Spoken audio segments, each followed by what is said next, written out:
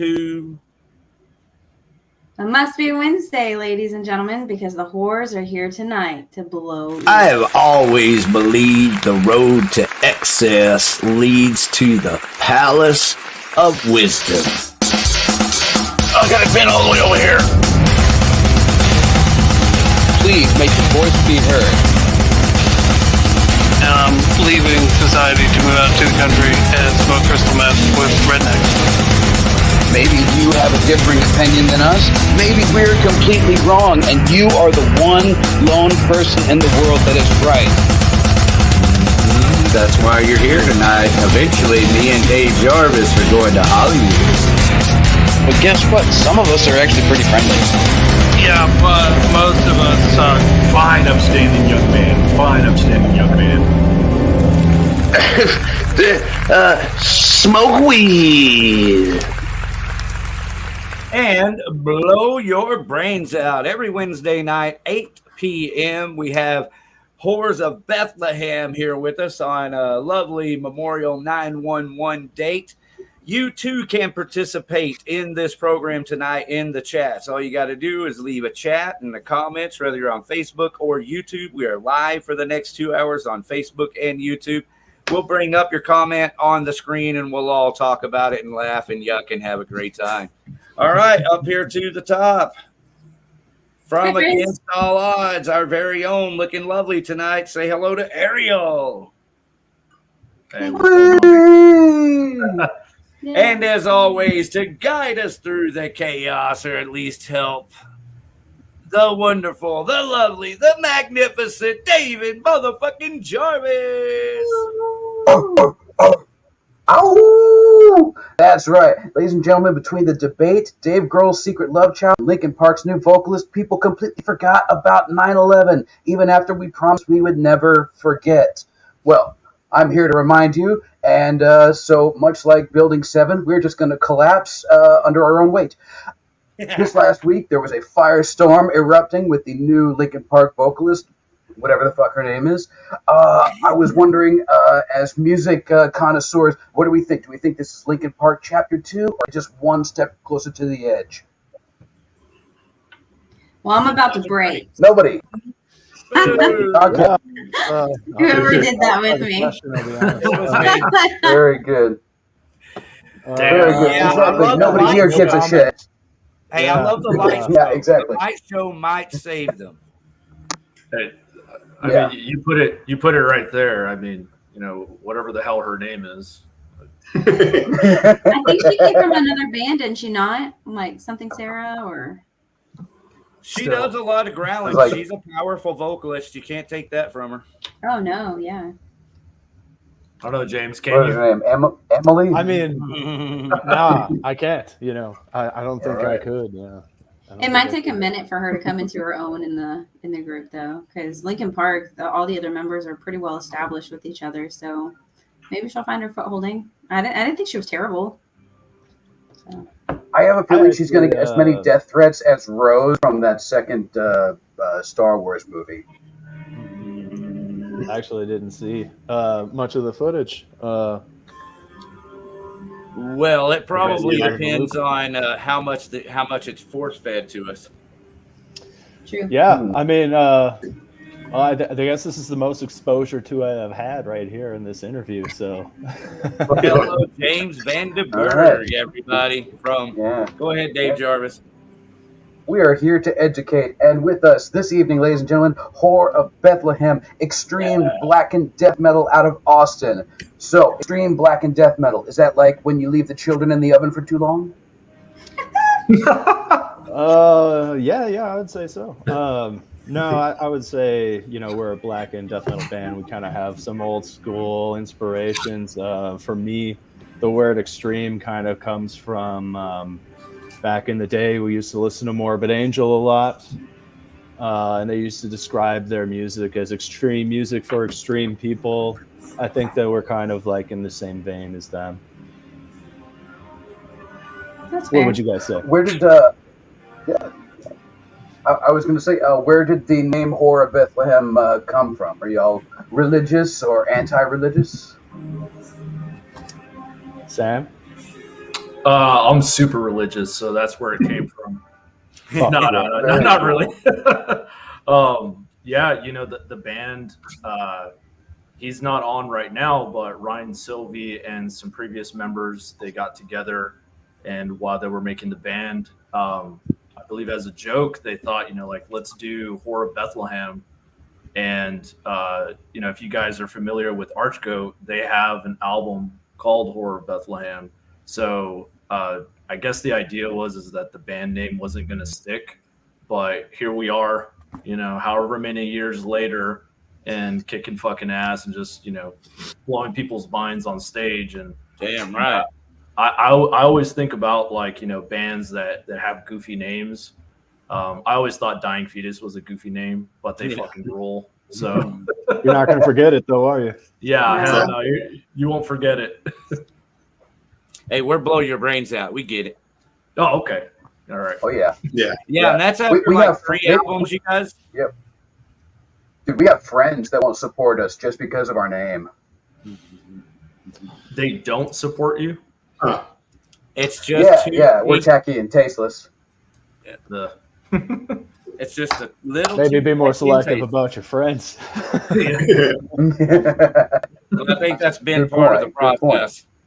It's been a process of selection and deselection, if you will. yeah, It's all about and I'll say- growth. Go ahead. Oh no, I'm good. Dave No, I said was it's just all gonna- about growth. I was going to throw in that you know, when you really put your ass out on the line doing what we do this every week.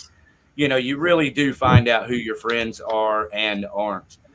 For example, I have regular weekly listeners, and I'm like, really? You listen every week? Fuck, that's so badass. Not the person, not always the people I thought that would be listening and fans of the show. Whereas other people you thought that would be supportive, you know, or think you're, tacky and tasteless. Mm. Yeah. The only Just the thing way I it think is. I'm is sure you tacky and guys experience tasteless is the backdrop in Alan's camera right now. I know you're jealous, James. It's okay. You know I gotta hate on you, Alan. It's what I do. It's Yeah. not a field of blue bonnets, so James doesn't want it. Exactly. No. Or kitty cats. Oh, Get your damn shit it. straight. My bad. Backdrop for the next episode. Well, yeah, the band name in itself, you know, we've definitely gone through some uphill battles. James, you know, Alan and I joined the band well after James was already established in the band, so he's been, you know, he's seen it to where it's been, like I said, an uphill battle with the band name, just promoting itself. You know, some promoters might take offense to it, or even just the social media algorithms like totally destroy bands that have, you know, like horror or mutilating or stab or whatever it is in their band Any name. offensive word. Yeah. And so you kind of have to like find these loopholes and definitely network on different channels in order to push a name so extreme. Because, you know, like when you meet somebody in a crowd and they're like, hey, you know, I saw you in a band. What band do you play in? And you're like, oh, you know, I play in Horror Bethlehem. You know, it's just very, you know, not a band shirt that you can just walk around and be like, yeah, you know, I listen to Horror Bethlehem. Not turn heads and, you know, have people scowl in your way like, you know, what the fuck does that say? Oh, We it like says to talk horror about in it in the workplace. Yeah. Oh yeah, that's what I was thinking. Not a conversation for the break room. Yeah, you know. Well, you're in good company, that's for sure. For sure, definitely. Yeah. I know. We get all the same shit. Y'all with definitely William had a chance to. Y'all had a chance to expose the rest of the country to the horror that is Bethlehem with the tour that y'all went on with Narcotic Wasteland. How did that go? You want to talk, Sam? Sure. Yeah, I mean, I can. You know, the tour, it was pretty interesting because we had set up the tour, and, you know, at the original setup of the tour was going to be a rhythm guitarist. We were going to have a live session guitarist fill in for us because our lead guitarist wasn't able to join us, and it was going to be James and myself. And Alan, I know, who was a little bit back and forth with his schedule, but he ended up there was some things that fell into place, and it ended up being like one of the funnest tours that we've had in a while, just because of like all the stupid shit that we've talked about on the road. When you're driving for hours together, you're either going to go insane or you're going to have fun. So, we choose to do both. But but on the road, places that we thought, I'll tell you this, that my personal experience, I would say that my personal experience is that the shows that I didn't think were going to like pop or be like impactful were actually like one of the best nights. Like Laredo, I was like, wait a minute, they have a metal scene there? And yeah, they have a really good fucking metal scene there. That had to have been like one of the funnest shows that we did. Yeah, I would say so. Which one was yours, James? Oh, for the run, yeah, I would say Laredo, but mainly because of all the craziness of the town, more or less. Like the parking lot partiers and we were right by the thick of it. With there's a lot of clubs and shit down the road. Getting chased by the cops and stuff. Yeah, we got to see some hilarious happenings at the end of the night. Some chicks ripping each other's wigs off and stuff like that. Oh my Atlanta, that's awesome. Yeah, exactly. Now we're talking. Yeah. I think. But the tour was great. It was great to rub elbows with Dallas. Who is the main guy in Narcotic Wasteland. I think that he's probably an inspiration to all of us in the band. Musically, we've all listened to Nile, which is the band that he comes from. When we were kids, teenagers, big influence on all of us. And I think I speak for all of us when I say that. So it was really cool to join him on the road. Like, yeah, definitely. How often do y'all tour? Well, we are active adults. And so we pay mortgages and rent and all those things. And so we tour. Gross. Yeah. It's gross. It's gross. I feel it. Belongings in a bed to sleep in at night. Big U. But no, we tour, a few weeks out of the year, really. We mainly do, weekend stuff. We like to do festivals. We have been growing in that regard. And so we're trying to branch out a little more. Now we have representation where we have a booking agency that works with us, and so that's just another part of the growth that we've been dealing with. Did you seek out the booking agency, or did they come to you guys? Well, I sought them out actually. You just constantly are seeking growth in the band, and the DIY element of the band is really tough to maintain. And as you get older and responsibilities grow, it's hard to network all day and book shows in cities that you don't normally go to or play in, and suddenly you have to book a show and find all these bands and put this whole thing together. And then, you drive out there on a prayer, basically hoping that people show up. Well, I think we have some, professional musicians that we've known over the years. And, most of them, they get into the realm of booking agencies and things like that. And it really takes a lot of the stress off. So it was kind of a networking thing. Some of our friends have already, gone that route. And so, we were just like, hey, how did you do it? What are your contacts? And, we just went down that avenue. Yeah, that's wonderful. Yeah, we've been hooking up with a lot of bands from South Texas, thanks to our good friend Alex and Scriptorium Magazine. That's where I found out about y'all.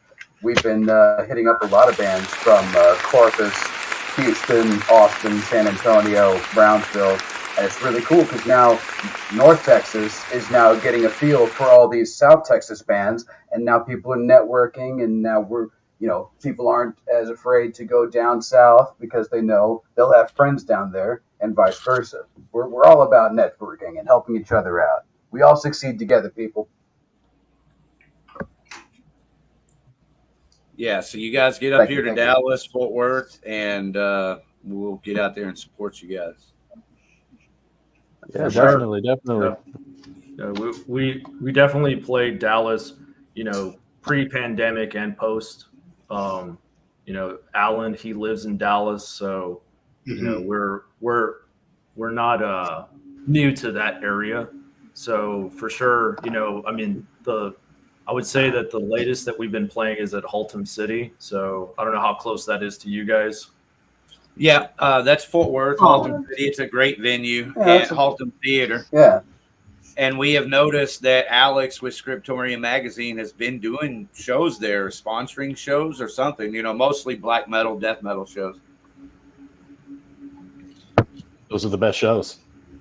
Yeah, I know. That's what I'm saying. So glad to we were see very surprised to find out that that Texas has now become like ground zero for death. Like it used to be Florida, now it's become Texas. Do y'all get a fair amount of recognition more in your hometown or when you leave town? I would say that we have the strongest fan base here because we played the most here. So we get like the reactions are greater when we go elsewhere because it's people's first experience with us and seeing us the first time, whereas people here have seen us several times. So, it's new and exciting to the new crowd. And also that, that lights our fire too, just playing in front of new people. And so, we get great response either way, but definitely have the heavier fan base here.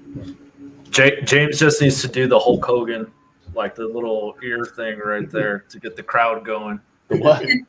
The Hulk Hogan. What does he do? Oh, that? Oh, yeah. I do that. Yeah. I know. Yeah. I got a few things. I got a few tricks up my sleeve. Favorite city venue you'd like to go back and play? Did we already talk about that being Amarillo? Ooh. Well, maybe of that tour, I would say Chicago, the Cobra Lounge, where they had that really crazy backstage area was really cool. That place was awesome. What about the Doll Hut? The Doll Hut, fuck you, Sam, for making that suggestion. A tiny, small venue that we played just outside the Disney grounds in California. Like how small? Like we rolled up. Well, we had an oversized van. I thought was excessively large for us, but anyway, we rolled up in this van, and it was about the size of the fucking face of the venue. So yeah, it was ridiculous. So yeah, that's a bad experience. Thanks for that one, Sam. The Doll Hut. Well, I'm all about bringing up bad experiences. I was gonna say, I'm always curious at those experiences because I want to learn from everybody's mistakes before they get made. Well, you got to make some of your own too. That's just part of the game. Well, yeah, but if there's things that you can avoid, like certain things that you should be looking out for, questions that you should ask venues before you get there, a book, you know what I mean? Like things of that nature, because we haven't toured outside of Texas, and I'm a little nervous. I think James can definitely attest to this. Like when you're getting on a tour or setting up a tour or whatever have you, make sure that those dates are like solidified and locked in, like venue and promoter. And Alan and I's first tour was on the West Coast, and that was like it was a blessing and a curse, because like we got on it and we're like, oh fuck yeah, we're doing Southwest, we're going through New Mexico, Arizona, California, and mind you, we had a really fucking awesome time. But it didn't come without struggle. Like we got to Arizona, and I think, what was it? We drove in and they fucking canceled the show or something the day of. No. Yeah, we had 2 cancellations on that tour, actually. One of them, though, the promoter was a total pile of shit, so I remember that. That was in Arizona. Manny. I think his name's Manny. Yeah. One of them was a battle of the bands that we didn't know about. That was the Doll Hut. That was the Doll Hut. Oh yeah. Yeah, I was trying not to bring that up. Yeah, but, You canceled them. That's still a very good point to bring up. You know, you're a smaller band on a smaller tour, and you just can't afford to, you know, be out in the middle of New Mexico and not play that show that night. Yeah, I mean, and that's the situation with the Doll Hut. We had cancellation.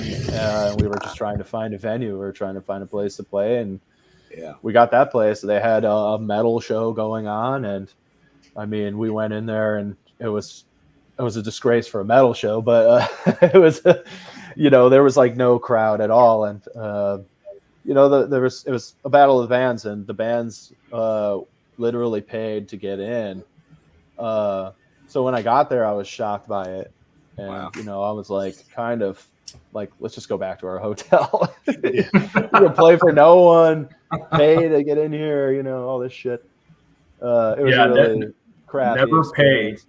Never pay to play. Well, I shouldn't say that. Never pay like to play your own show, I guess. But, you know, I think that's like, that could be a stigma to some bands and, you know, some promoters that they work with. They're like, oh, I'll never play a show that's a pay to play.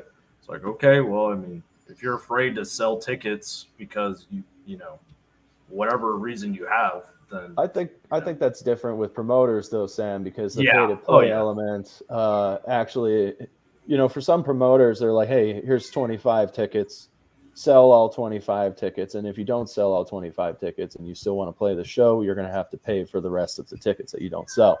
Yeah. Then you have other promoters where they give you tickets. They're like, hey, sell what you can. We'll give you a cut from your sales. What you don't sell, well, whatever, you know. And then if you consistently don't sell tickets, well, that promoter just doesn't reach out to you anymore. Right. That's the type of promoter that we had worked with, you know, here in Austin, where we sold tickets. But we were playing like, you know, shows with international touring bands, and we would simply list the ticket for sale on our website, promote it once or twice, and play the show, and we got paid. And, you know, but a lot of people would interpret that as pay to play. Yeah. We didn't lose money. We made money. We played for huge bands in front of huge crowds and did great. And my cat is screaming at me. I can hear it. Dude, I just had to get my cat from eating up some stuff over here. No, what's up, Johnny Yarborough? Good to see you, bro. Yeah. Yeah, we played this play before, and it's tough. Yeah. Yeah, keep an eye on your cat. It might become a Haitian breakfast. Okay. Debate? Is that a debate joke? Yeah. Don't worry about it. It's more of a taco joke, but yeah, sure. Don't worry about it. It's Alan's turn to be on the hot seat. Oh yeah.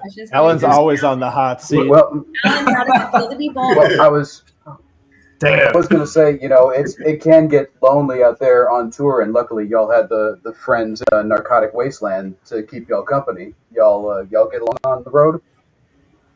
Oh, yeah, they were great guys. But, you know, like, we never have any issues on the road. Hell, even if we're not with any bands, because we have great rapport amongst ourselves, and, you know, we create a lot of fun just within the group. Alan especially, I mean, you know, he's not saying much right now, but usually this guy is so outspoken. You know, he's dragging us to all the strip clubs, and he's a wild man. He's just insane. You should see him in his. I like him already. Stuff, and it's out there, you know. Just take the opposite of everything James is saying, and that's what's correct. I got to play with you guys a little bit. You know, we're here for fun, right? Ellen's at I guess home you can right now. detect sarcasm because I'm on video. Yeah. What's up? Yeah. Do y'all have pet peeves while y'all on the road? Like, is there something that annoys the shit out of your, like, is there somebody in your group that does something that annoys the shit out of you? Whose fart stinks the worst? Hey, Donnie. Yeah. I'm gonna get up. Okay, I'll just say that the person whose farts stink the worst is no longer in the group. That's a recent thing. That's why Sam is saying that. That's But hardcore That was stand. part of the reason why. pet peeve is, I guess I would say, bringing someone along on the road who's not there to support and have a good time and just go along with The ride. the ride. Yeah. I can see that. Yeah, to piggyback off that, like, you know, when we're on the road, or any band that's on the road, they'll tell you, they're like, hey, yeah, we're going to all these states, all these different venues. And some might think it's like, oh, you get to go on vacation. It's like, oh, No. well, unless you like eating, you know, gas station food all the time and, you know, going immediately to the venue and setting up and then waiting and then playing and then being all sweaty and then going back to the damn hotel as a vacation, they're like, oh, well, can we stop over here? Can we do this? Can we do that? It's like, that's not what it is. So, like, to James's point, somebody that goes on tour that doesn't support the band or, like, kind of gives that kind of vibe, like, hey, you know, we should go and do a million things before we're supposed to go play, that can be pretty annoying because we're all trying to, we're like on a mission and we're having fun, but at the same time, like, you know, we have responsibilities. Like, the promoter could be texting us being like, hey, where the hell are you guys? And like, oh, we'll be there. We're there, I promise. You got to leave those. You got to leave those people in Wisconsin. Hey. Does someone know that I'm from Wisconsin in this chat? Or is that just a random insult? Say what? Yeah. Mm-hmm. Oh, look at the cat. Yeah, this is Annie, everybody. She was the one that was crying outside the door and was eating everything, so I had to let her in. Does she have a little Hitler stash? Or? Oh. Yeah. Kill Kitty. Sweetest little baby. I'm gonna squish her face. Show me the kitty. Totes adorbs. Hey Rick, do we have any songs or any music videos, man? Absolutely. It'd be an honor to play some of this Whore of Bethlehem for our listeners so everybody can get a good feel for the band. Yay. You guys good with that? Let's go. Absolutely not. Blast that shit! And your links. I'll show the website and the Bandcamp for a minute while the song is playing. It's called Enlightenment Through Pain.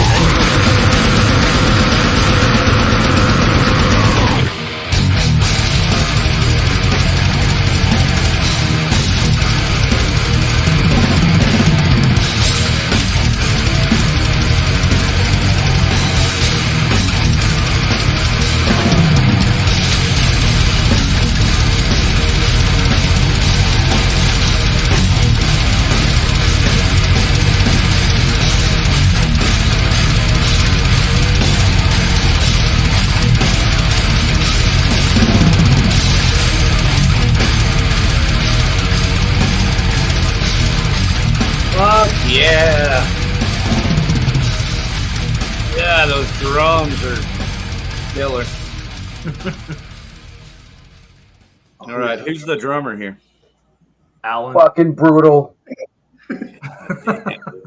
How do you do that shit, Alan? Sam is the drummer. It's I Sam. know. It's being a jokester. Mr. Jokester. That was I beautiful. don't know how he Yeah, does it. those drums, man. Like you can't really go wrong when you have drums like that. You can just you're ready to go from there. God, Oh man, it's a full element. Like, you know, all of us are really top tier musicians, and we Agreed. hone into our craft like really good. Like hands down, you know, some of the best musicians that I've played with in a band. And you know, when you put it all together, and especially like when we have a chemistry, like for me with drums, you know, I've been doing drums, I mean, probably well over maybe like 24 years or something like that. I've been doing it since I've been 14. And, you know, every time we write a song like that song that just played, man, it was just pure fucking torture. And then you kind of just repeat it over and over and over, and then you build that muscle memory to where it's like, now this is easy, so let me set the bar, you know. And that's what we've been doing with our new music. We've always just been pushing the bar, so that's been making me a better, you know, drummer. Just the, you know, all the music that I've been playing, and on top of playing in this band too. Definitely no, I guess, room where I don't feel like anything's lacking, because I always have to be like, it's almost like being an athlete, just got to be in top shape when you're performing these songs. Fuck yeah. And be really super focused. But yeah, you know, I think all of us together, we make it sound the way it is. So ultimately, how often do you have to practice to be able to perform that live every week, or, you know, for your live shows?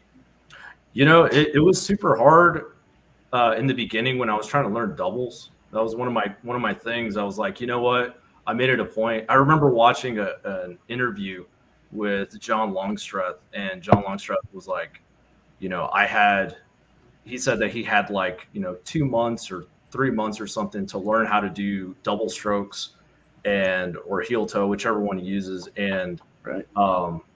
That kind of like motivates you to push and do what you got to do. So that was hard for me to get down, because I wanted the songs on the new album to be that aggressive. So I made it a point, like, you know, every time we practiced, the guys would see me fiddle with some shit on my drums and be like, yeah, you know, I'm trying to get these doubles down, and I think it's going to sound really good this way. And then finally got it locked in. And then from there on, it was just like, you know, second nature, like doing it. Yeah. And everything we do, you know, James has been, you know, James has some drumming background as well. So he's always been giving me input on like, you know, drum fills, and like, oh, we should probably go faster on this part, or, you know, like, let's half time this right here. So, you know, making more of an instrument out of it. For sure. Yeah, it's more of a collaboration, and I think is what he's getting at. You know, like we're open to, you know, the opinions of the rest of the group, right? If Alan thinks, hey, that you sound like a fucking Tyrannosaurus Rex when you fucking screamed right there, you know, maybe get rid of that. You know, I might hear him out. You know what I'm saying? Trying to find more pterodactyl, and yeah, you're like, exactly. Here. Yeah. Love pterodactyls. Right. Yeah. Well, I agree. More of a screech. You know? Excellent musicianship, and I'm a drummer freak. I'm a music freak, but man, when I hear drums like that, it just really gets me going. So good Nice. job. That's nice. The new stuff you're gonna love then. That's awesome. Take us through the process of this new album. Like, do people come with full songs already fleshed out, or is it like, I got a riff, let's sit in a room together? Kind of a little bit of both, right? Like, we've had, like, both of our guitarists would write riffs and kind of riff off each other, and sometimes have songs where one person writes most of it, someone else will write most of another one, and then we all kind of just chip in and, you know, live practice, like, oh, let's add this part here and change this thing there. And so it's pretty collaborative, I think. Yeah, I mean, we write at home, we write in the practice space. I think even sometimes, Ryan has, hit us with entire songs and been like, hey, here you go. What do you guys think of this? And we're like, okay, we'll obviously write lyrics. Alan does his bass lines and, Sam puts his drums to it. But, sometimes it's just good, straight from the bedroom. We'll rehearse some shit there, jam it out. It sounds good. Send it to the band, and we'll roll with that. Other times, it's a collaborative thing with the group. Yeah, definitely. Like when writing for us, especially because there a lot of times with the writing, it always happens with, like how James was saying, guitars come in and they're like, hey, I have this structure right here. So what kind of drums do you want to put to it? Or they may have like programmed drums already. A good example is Ryan wrote out of body, like all the way through, and even with drums too. But obviously, he had said, hey, this is kind of like the flow that I was looking at, but obviously put your spin on it. And I did. I kept it true to like how he wrote it. But there's also some instances where when we write, it could just be me and Ryan in the band room, and I'm like, hey, here's a tempo that I'm thinking, and that's how Pseudochrist came to be. I just started hitting my snare at a certain tempo, and I was like, Ryan, write a riff, and then he's like, starts just riffing and shit. Dance, like, dance. Yeah, and it just like, it's like magic that just happens. It's like, oh shit, okay, and we ended up writing. I think we ended up writing like a minute and 30 seconds worth of the song or something, like just in that sitting, which is good because it's like, okay, well, now we have the structure, we have the idea, the flow that we want it to go to. So I would say brought by like the next 3 practices, we already had that full song structured. And then we can give the product to James. And obviously James is there too, when we're writing. And he has his input as well for both guitars and drums. So we're like, hey, once we got everything, James is already pumping out lyrics like a madman. Love it. Do you write the lyrics to fit the song, or do you already have the lyrics written down and you try to fit it in? That's a little bit of both, really. But sometimes I'll have some stuff at home and I'll try to make it work, but usually it doesn't, and I have to scrap half the song and rewrite it, But other times, for me, it's best when the band, they all put it together. Obviously, I'm there. We all have our input. When they put it all together, and then it's really top tier without vocals, and then I get to bring a concept to the song, with some lyrics, and then a vibe and a mood with my Tyrannosaurus Rex pterodactyl screams. So, yeah, it all comes together really well. I think, we've said it a few times in this interview, but everyone really brings their A game. Alan and Sam are a very solid rhythm section, and so I'm glad to have them here, supporting. Thanks for being here, guys. Oh yeah, definitely. We'll go back to this. No, they've really brought the band to a new level. Like as Sam had mentioned earlier, they joined a little later than I did. So, great guys. Aww. We tried. And So we tried. sweet. Yeah, that's sweet. I know. He's only gonna be I'm nice to your throw face. up. He's gonna talk shit about you later. Hey, fuck you. Hey, that's Alan's line. Come on, Alan. You're on the hot seat.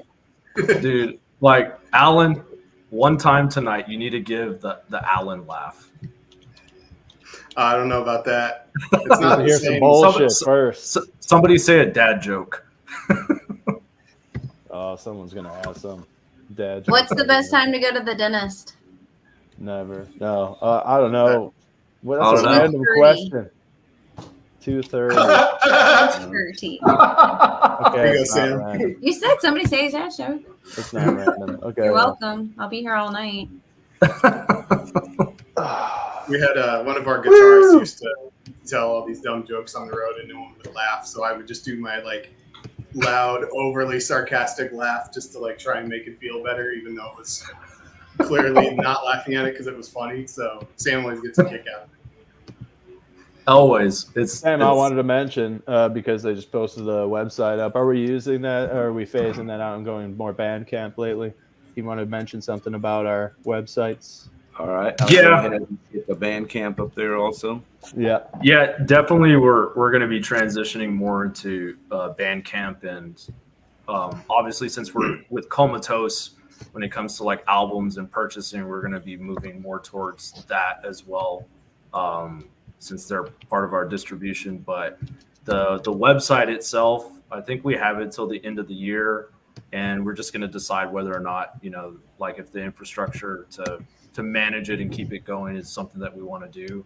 One of the perks about it was, putting tickets on there. It was really easy for people to purchase tickets on the website.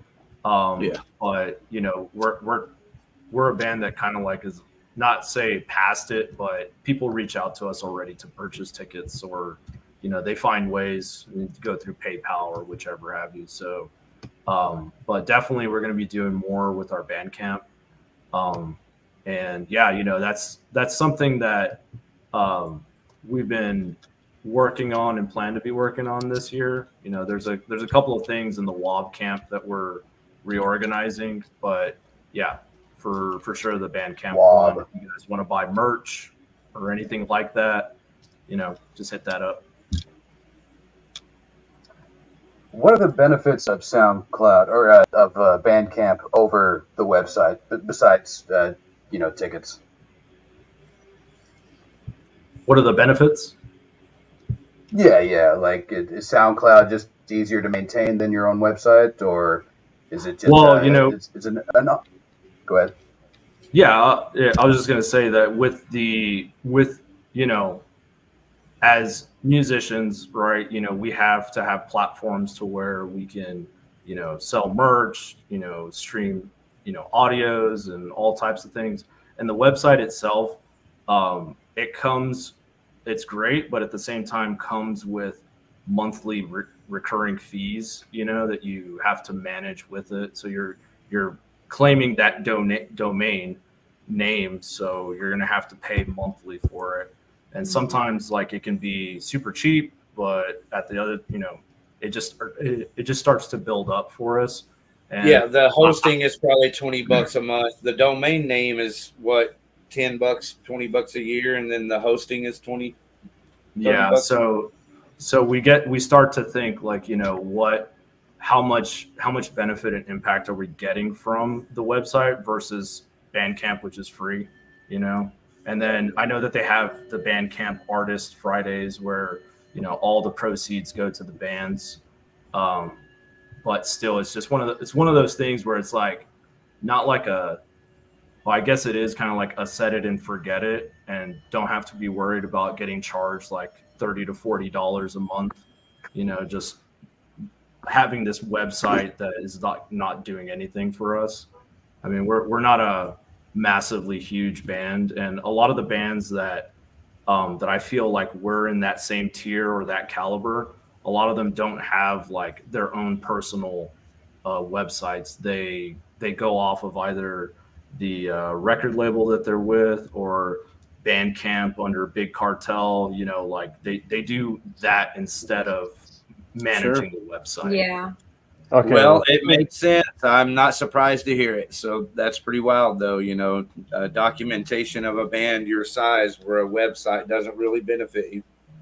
Right. Yeah. I mean, think about it this way. I mean, if you're, a new business owner, let's say Sam wants to market the new 12-inch dildo, right? It's got studs. It's got glitter, Naturally. The one that squirts maybe glitter. you can tilt it back and forth, and it has like some sort of, But anyway, So if he wants to like put it on his own website, Mhm. no one's gonna fucking go there, right? But if he's gonna put it on Etsy or something like that, where like people go to purchase stuff all the time, you know, there's a whole bunch of people already on that website, Yep. and so you're gonna get more traffic, right? So naturally, Bandcamp is going to get a lot more people than, you know, Your a own www.whorebethlehem.com. Yeah, and more suggestions. You know, like you go on Bandcamp, you go down. It's like for fans of, you know, like James, like if he's like, oh, for fans of Britney Spears, and he goes there and it starts going Taylor Swift and all that shit. You know, he can get all that. So I had to get you back, James. Get Swifty. That was weak, Sam. Bitch. See? Sweatshops. We make dildos now. Yeah, I wonder if you can put those on your Etsy store. One way to find out. How do you Start an Etsy. 'Cause It's only one way to end up in the hot seat. Yeah. That should be the new thing, the hot seat. And it's just like, what is that? Oh, you don't want to know about that one. It shoots out glitter. Glitter, the herpes of art. This is really cool artwork. This is really cool artwork y'all got right here. Who does y'all's art? John Zig did our art for this album, and he did the art for Extinguish the Light. We had another guy for our first album. His name was George Gwuki. I might be mispronouncing his name. But anyway, John Zig does a lot of our shirt designs and is also a local tattoo artist here in Austin. And all the members of the band have ink from him. Very cool. Looks nice. It's way cool. Is he freehand or does he use? This, I believe, he designed on a Wacom tablet, so this is digital art. But he uses all mediums. That's cool. I wish I could take things that are in my head, picture-wise, and I could transfer it onto paper. I struggle so hard with that. John Zig. Don't worry, they're working on it. Not easy. Just crack your brain open. When all is said and done, we're gonna end up like the humans from WALL-E. We all just have like our own personal AI world. We just melt into the couch. That's the dream that keeps me going. One day. Isn't that one Be like the guy from Idiocracy and be like, "Go away, I'm baiting." Yeah. We're already there, dog. We're already there. So what does everybody do for a day job? Because I know you guys said that y'all have houses and mortgages and things. I'm just interested on what everybody does. So Sam's picture got big, but I'm going to talk anyway. I don't care. Go for it. That's the funny thing, actually. So the three of us all work together at the same company at some point. We all were coworkers at a biotech company. Wow. And we would all sit in the break room, and we all loved death metal and black metal and everything metal. And we got to talking, and I was in a band at the time. And then Sam and Alan ended up being in a band together for a while, and then they joined mine. But now Alan, he's estranged now. He works elsewhere, but Sam and I still work together. How dare you, Alan? Yeah. Piece of shit. He is a strange. I do field service, so I travel around and work on. I have a science background, so I work on like science equipment and stuff. So Fellow science. I majored in biology, minored in chemistry. So. Oh, cool! Yeah, I've got a bio degree from UT. Excellent. Yeah, but yeah, no longer in Austin. No longer at that company. They laid me off, so I'm not going back there. Lucky Ew. Sam and James get to stick around. I know how much they love it. Can you hear the sarcasm? My guitarist and I would constantly send memes back and forth. We're like, God, I love what I do, trust me, but it's the people. It's the people. I can't do these people anymore. They're freaking crazy. They're all self-entitled. I can't handle it anymore. But we're always just eye rolling shit out of each other. Like, I don't want to do this anymore. Our music careers need to kind of take off like yesterday. So write music about hating people. That's the best. That's pretty much what she does. You nailed it. That's therapy. Yeah. And then get your coworkers to come to the shows. Exactly.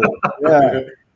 I have a little QR in my op, and all my patients, they're like, "You're in a band? What do you do?" And I go, "I'm in a rock band." Yeah, check it out. There's our music. And they come back, they go, "Little you do that? You're like little." And I go, "What does little have to do with anything?" Yes, that's me. I'm singing that.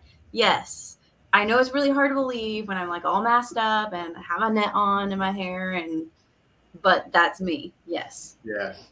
I have an outside life. We are against all odd, and here's our next song. Your teeth look like seaweed. Oh, there are some gnarlies. Yeah, lots of blood. Lots and lots. Lots of blood.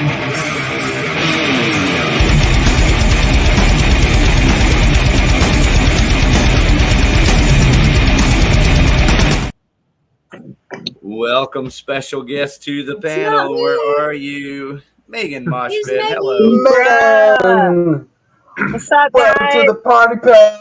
Hello. Hey. How's everybody doing this week? Good. Oh, we're great. Megan Tired as Moshpit, shit. welcome to our friends in Whore of Bethlehem. Whore of Bethlehem. This is our friend on the West Coast, Miss Megan Moshpit. What's up? Hey, what's up? Originally from Texas. How's California? Yeah, I'm a Texas girl. Right, Don't get it right. confused. Oh, okay. What part of Texas? Yeah. Weatherford, actually, but DFW area, the whole area is like, our stomping grounds, everything, everywhere. Everywhere I go. The Rail, Haltom Theater, all that. That's kind of the only stuff in these days. I mean, Ridgely does stuff still every now and then, and you Yeah, got Ridgely. Diamond Gems. A Yeah, lot of we're the good kicking ass Deep for Ellum Diamond places Gems. closed down. I love what Diamond Gems is doing. I fucking love it. Anybody can go there any Friday, Saturday night, see a pretty damn good metal band or two, get cheap beer, free parking. I love it. And there's that Binion's on the west side of Fort Worth now. Yeah. Like Yeah, I Minions haven't with been a there B. yet. It's That's what I cool. keep It's like a little ice house. It's cool. What was that venue in Deep Ellum Yeah. that we played, James? Trees, Reno's. Reno's, Rail Club, Curtain Club. Rail. Curtain Club. That's Curtain an Club. older venue that you could have played. Isn't I it mean, we- closed now? Yeah, Curtain Club's been closed for a couple of years. R.I.P. Curtain Club. I We gotta played the remember. Rail Club. We played Reno's, Yeah. Liquid Lounge, and then Wow, you played Liquid Lounge too? That's pretty Damn, Liquid Lounge. That's been Holy around shit. for a minute. yeah, that was an interesting one. Actually, that show, Alan and I played with the other band that we were in Oh, yeah. Texas. Yeah, that was actually pretty funny because the sound guy, I just remember as a drummer and in extreme metal, I don't care who you are, you're gonna be using triggers, and that's just the way it is. Like, I don't give a shit what anybody says, they're gonna use triggers. And I remember getting mic'd up, and I don't know if Alan remembers this, but I told the sound guy, I was like, "Hey, dude, I use triggers, so I don't need a microphone in my kick." And he's all like, "I know what I'm doing. I've been doing this for years. Don't worry, I know what I'm doing. I'll get you a good sound." And I'm like, Think "No, everybody- dude, I don't think you understand. Like I really don't don't need it." use acoustic. Like, my shit's stuffed up." And he's like, "Oh, okay, don't worry. I'll Wait, trigger your it from shit's the stuffed up. yeah that too." I just wanted to. I just caught that. I'm sorry. There's a blockage. Yes. So and he goes back to his mixing board and he's like, "Don't worry, I can trigger you from the mic. Don't worry, I got this." And I'm like, That's "Okay, not the I don't, point. so That's I how don't it know." works. I was like, "Whatever, dude. I'm not gonna fight you. You look like you're 74 years old, and just do your thing." But it was Wits End. Wits End is where we played. And I think Wits End. Down. Okay, yeah, I remember that show. Mm-hmm. Yeah, dude. They were cool because they would play inside, and then there was a roof stage, and so potentially you could influence all of Deep Ellum in one night. We played the last time we played that venue was right when the pandemic was breaking out. Oh, yeah. And I remember it was St. Patrick's Day weekend, and they were about to have like a big festival, and they had to cancel it. And I remember the show was packed, and it was like a multi-venue gig that we played where there was like a bunch of different venues that were involved, and you could buy a ticket and get access to multiple venues. And people were just jumping back and forth, and it was a shitload of people. And there was like one guy with a mask, and I remember looking at him and thinking he was so fucking weird, and he was sticking out. And I'm like, look at this fucking guy over here, the stupid mask, And then a week mask later, face looking motherfucker, masks on, and I'm like, God, Jesus Christ, we really snuck one in, like right there at the last second before the world. I want to cop on you for some reason. Yeah, that was the Wits End show. Yeah. Good time. I remember I was weirded out at that show because I was standing at the bar, and then there was this especially small gentleman, and he had this woman with him, and she also was small. She almost looked like a teenager. Then they were staring at me, and it was getting weird. And then he approached me, and I really thought that it was going to get strange there for a second. And then he thought I was someone else. So my mind was going like elsewhere. You know what I mean? Like I'm like, oh shit, this fucking weird dude's been eyeing me up. You want to cut 20 minutes, right? And he's going to come over. Pardon me, sir. Do you want to bang my wife while I sit in the corner? And, and then he comes over. He's like, Bob? And I'm like, no, you got the wrong guy. I'm like, you seriously been staring at me the last 25 minutes for that? And hadn't figured it out? Couldn't figure it out. Anyway. And then he calls you Bob? It was probably a different name. It wasn't Bob. I don't know. Oh. That was a made-up name. But that was the situation. What's your name again? Yeah, you're the guy that owes me $200. Yeah. I remember you now. So you can imagine my anticipation. I'm like, oh, he's fucking walking over to me. Yeah. Make it stop. Yeah. The Dallas he was scene, asking for video, Bob. the One of Dallas Dallas's scene, famous swingers. I just went and seen him. The Dallas show, like at Wits End, I will say that when we played, man, I think it was either James or Will that saved my leg from being broken. Because so in Dallas, I guess you guys have like two different gangs, we'll call that, like pit demons and somebody else. The pit bulls. So there you go. Right. And I was like, I always think of them as like the warriors, like and the grave diggers. Yeah, and they come out and they're like, come out and play. So they get fucking rowdy in the shows, and I think it was Brim, James, that got fucking launched, and he almost hit my shin, and if it would have like connected, like Brim's a big dude, like tall dude. If he would have hit it, it would have snapped my shin right there. And Will, I think, saved my life by moving me to the side. But they got super fucking rowdy at that show to the point where like people were just getting taken out. I think Alan's brother's friend got taken out. Probably. It's gonna get bloody when they show up. We get rowdy in Dallas. I've taken a few black eyes. Well, wait, you've taken a few black guys? Taking a few black guys? That's what I heard. Yeah. That's what I heard too. I was gonna say we're thinking bottom shelf here. Who said that anyway? I can't even tell who's speaking anyway. Yeah, how's that even work? It's Mosh Pit. Mosh Pit. What is that? German? Irish? Is that maiden name? Y'all. That's it. Oh. Aw. Yeah, good times, man. Good times. Axel Red. Yeah, we got thanks that for name, sharing those good times, man, and bringing up Wits End, especially. Glad you guys got to enjoy that venue. All of us dabbled over there a little bit, and it was good to all of us. Yeah, it's a cool place. I think when they went out of business, Matt Atkins from the Argonaut was still running things over there. I don't know if y'all have ever played with the Argonaut, but they're fucking incredible, and y'all should definitely play a show together. They're so dope. You have? Oh, God, I love them. They're the ones with the laser, right? And like, yeah. They crash land on a distant planet.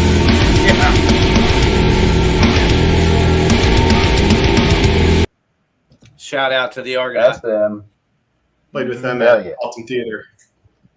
They let me come on stage. I was so excited, killing things. Yeah, we pretty much love them dudes, man. They do it all. That must have been the shit, man. Horror Bethlehem and Argonaut at Haltom. That must have been amazing.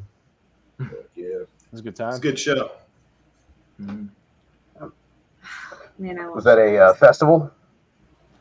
No, I don't know if that was part of a run that we did, or I know Brim was the promoter for it, though. Yeah, it was a Coven Underground show, but yeah, it wasn't a fest. We did play Gourd in the Heart, though. Right, yeah, that's at the same Gourd in the Heart of Texas. That was at the same venue, yeah. They're having it's a great name. Texas Domination Fest there this year too. So yeah, we've been talking about it. We do a concert calendar every week along with the show. It's at the end of the show, and we definitely promote all of the death metal shows. Yeah, our big thing is trying to figure out what the logos actually say, because to be honest, it's a lot of times it's a bunch of twigs. That happens every year. Is the poster gets shared and people comment on how no one can read anything. I gotta say though, after years of listening, you end up with a bit of a decoder that's built in, and you can figure it out.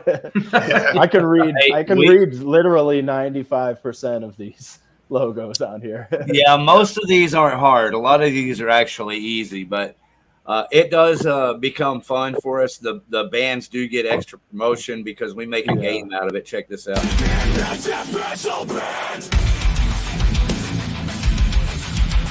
Take your best guess.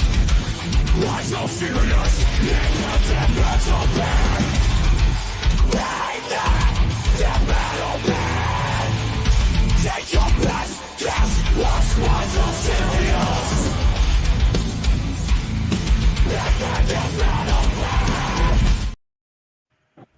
All right, so that's our little game. That Woods one though was more leaning towards Wolves in the Throne Room. I would say. Think so? Wolves in the Throne Room. I remember that. Had the same thought, Sam. Yeah.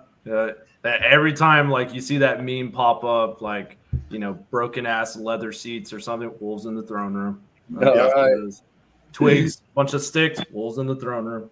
Well, I live far south in the country of the Dallas-Fort Worth area, and I see fields with piles of sticks in them all the time. So I'm like, death metal. Wolves in the Throne Room. Wolves. You're just gonna keep saying it. No, I'm gonna. So there's a pile of brush that I pass every single day, and it's been there for the past 3 months. It's out in the country too. And every time I look over there, I'm like, name that death metal band. Why so serious? I love it. Thank you. Today I saw a picture. Somebody took a popsicle stick and filled it up with water and pubes and froze it and created a pube pop. And what's funny is if you stick it sideways, it actually does look like a death metal logo. Bro. Wolves in the Throne Room. Did I get it right? Actually, a throne, like actual throne. An E? Yeah. THRONE. Yeah. So, Ariel, I'm starting a death metal band called Pube Pop. Are you in? As long as I don't ever have to see that pube pop again. Gross. Okay. I will. Well, that's going to be our mascot, actually. I'm going to draw a happy face on him, and that'll be our mascot. He'll be like Eddie from Iron Maiden. Oh, you should put googly eyes on it. I will. And a big old happy tongue wagging on the side. Be perfect. Nice. Or is it perfect with me? Yeah. High five. It's me again. You and I, we got to have sodas.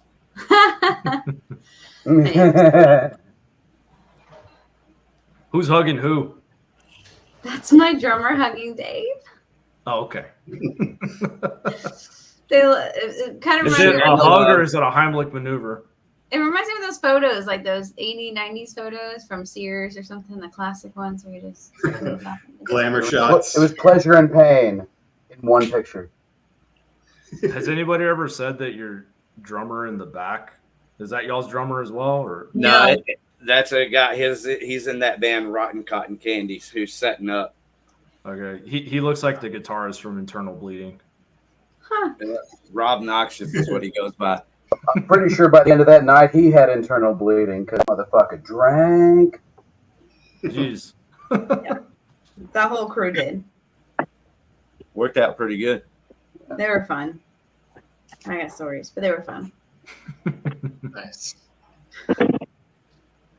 Oh, All right. yeah. All right, so there's, He looks depressed.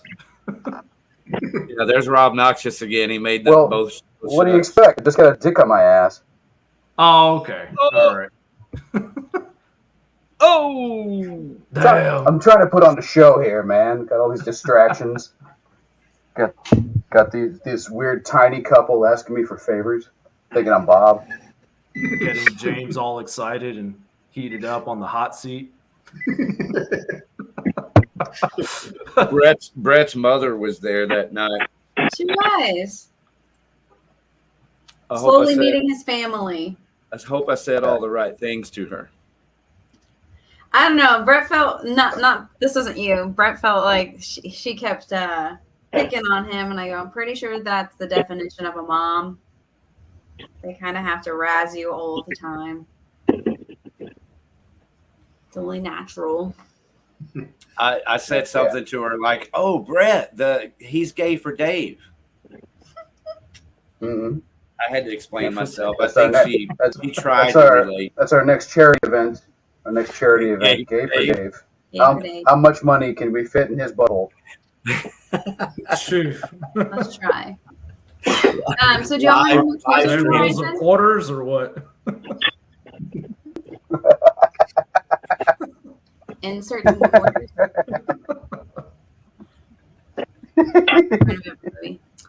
Do y'all have any more dates coming up? Do y'all have any shows that we need to promote? For Bethlehem, they did send one flyer, but for whatever reason, my computer was not able to download it. Said it was Yeah, blocked. I was waiting for But I Sam can pull to- it up in a second. What was that? Sam? Are Was it y'all October still on the hunt for a 26th? rhythm guitarist? We we are actually. We're holding open auditions for that. We're not we're not looking very hard right now, but we're open to anyone who has interest and is reaching out to us. So right now we're kind of working with a couple guys who are helping us in a live setting. So that's the route we're taking right now while we're waiting for the right guy to come along to be our second guitar player. Or gal. Yeah. Or gal. Yes. Hey, I don't know if y'all can see this flyer, but this is October 25th.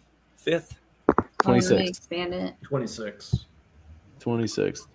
Oh, Bonds. Bonds is So still out. we That's got cool. before Halloween. Oh yeah. Okay, and where's this at? What venue? What city? This is at Bonds. Bonds 007 Rock Bar in San Antonio, Texas. Oh, San Antonio. Yeah. That's really San Antonio cool. goes hard too. Always some crazy stuff going on at this place. What's the name of the venue again? I'm going to put it in the chat. It's called Bonds. Bonds. 007 Rock 007. Bar. Got it. It's funny. But I had my first Bonds patient is this big. morning was James Bonds. with an S at the end. And nobody could get over the fact that his name wasn't actually James Bond. It was James Bond. Is that one band called Venereal Barista? Because it really should be. Baptism. Oh, man. Barista sounds better though. Barista, yeah. A venereal barista. Well, would you like that to be venti or grande? Ice or hot? No, it's venereal baptism. Yeah. Venereal baptism. Yeah, I refuse to adapt to the Starbucks size chart. By the way, I just want to throw that out Yeah, you there. don't need to. Oh, you just say You know, large. they can Small, medium, or eat large. my asshole when I order my coffee. I'm getting fucking small, medium, or large, and that's that. You could fucking get out of here with your venti shit. Sir, you want a grande? Yeah, exactly. What do we got? Is that Taco Bell? What do they call the small ones? Yes. Tall. I don't What do know. they call Sam, Small. Sam, what do they call the small I used to ones? work at Starbucks. It's a tall. Oh, you used to work at Starbucks? Yeah, when I was going through college. I'm sorry. Tall, So grande, you're venti. intimately familiar with the Starbucks size. Yep. And So- there's so many different ways to spell people's What- names, and they're all assholes on Sam, Sundays. and let's tell me, is Sam a venti? Is Sam a venti? Is he a venti? Is it? No, is this like a sexual innuendo question that I'm not? No, not at all, not at all. I'm asking because he looks small in this picture, right? You piece of shit. Well, it's small venti. How can you tell Small a person's venti. I'm height not by even these sure what little venti photos? is. James Oh, is we see your big ass. head. What are you talking James about? is looking like a venti pumpkin And spice let me latte. ask: Are you surprised? By sexual innuendo? I mean, you can see the blue glow from Sam's dildo right now up against his face. I mean, that thing, Made it by takes Etsy. size C batteries, and it like, C batteries. yeah. God damn, boy. I always wondered about like the Starbucks like crew, like how heavily caffeinated the whole entire crew is. Because I mean, it's just like you walk in there and it's a contact high. So, and you're working like I don't know how many hours in it. So, Shit, they're probably all on Adderall. They Man. say They're way beyond They're caffeine. balancing it out by smoking weed and fucking in the bathroom. so. fair enough. If somebody doesn't take a drink, then we all have to try it. Or we all, if you're new and you're making new drinks, they make you sample everything. So every drink that you make, you have to try it. So Jeez. yeah. So that first day you just get all jacked up. Oh God, all jacked up on Mountain Dew, guys. It's a. Here's it's our a new half drink. It's shit called you the don't even Clogger. like. You're like, oh God, what's a white mocha? Why does this exist? Dude, the white mocha is just burnt beyond recognition dirt with chalk on it. Yeah. Oh, There we go. and That's Starbucks what Alan drinks, they is. prefer- Alan is they the prefer- grande white mocha. Extra white. I always took him for the grande white mocha that he is. Yeah. Yeah, I get that a lot. Mm-hmm. Yeah. Alan's favorite candy bar is Baby Ruth.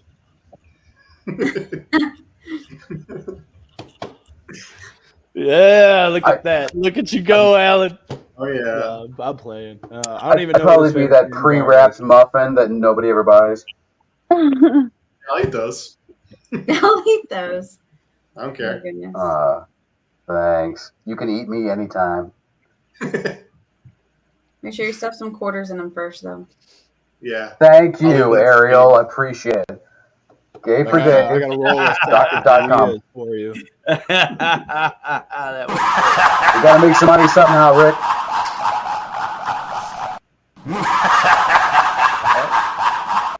If it'll get me a couple miles up the road, I'll take a shot in the mouth. Fuck it. So, what's in the future for you guys? What kind of plans do you have, or do you plan on having? I think we have 3 albums out now. We're really at the infancy stages and, working into our 4th effort here. So I think that going forward, right now we're looking for a rhythm player. We're trying to round out our full-time lineup. We have, like I said, some live guys right now to go forward to play live shows.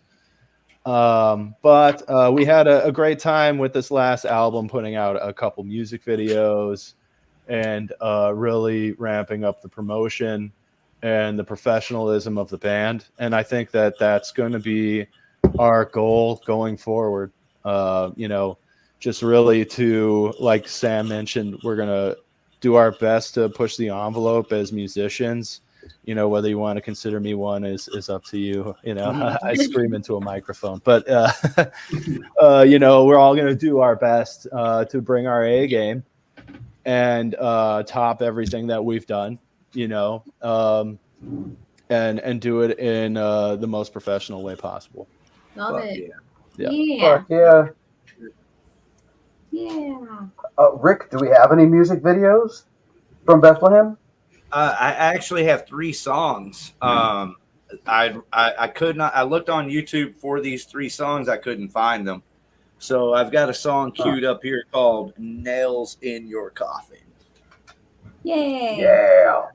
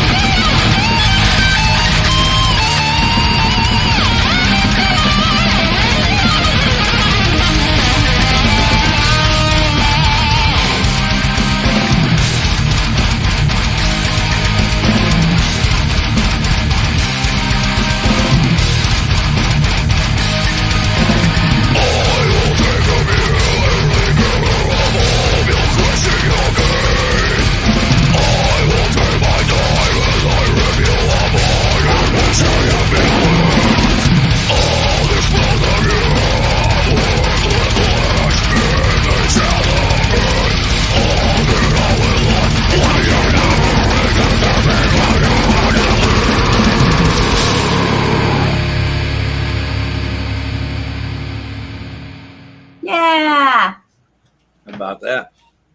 Awesome. Fuck Nails yeah. in your coffin. Love it. There is a part in there. I heard it. It was a da, da, da, da, da, da, da. It reminded me. We have a song, and it has the exact same kind of cadence in it.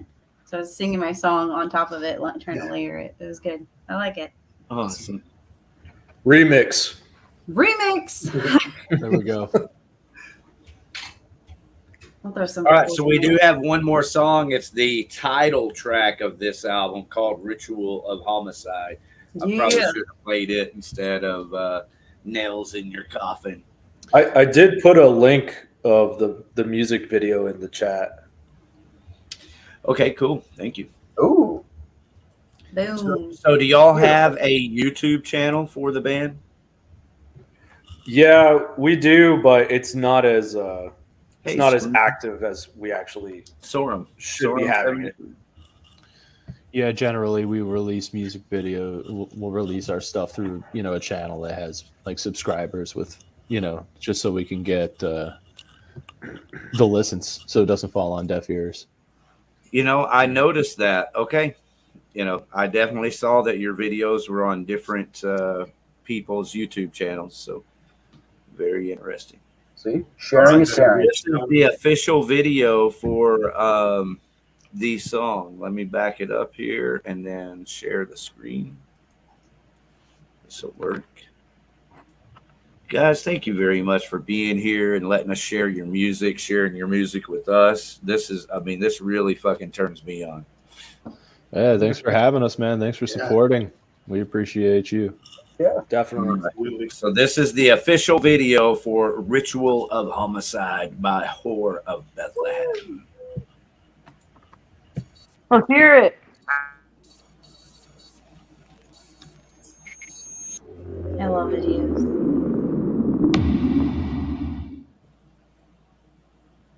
Little intro.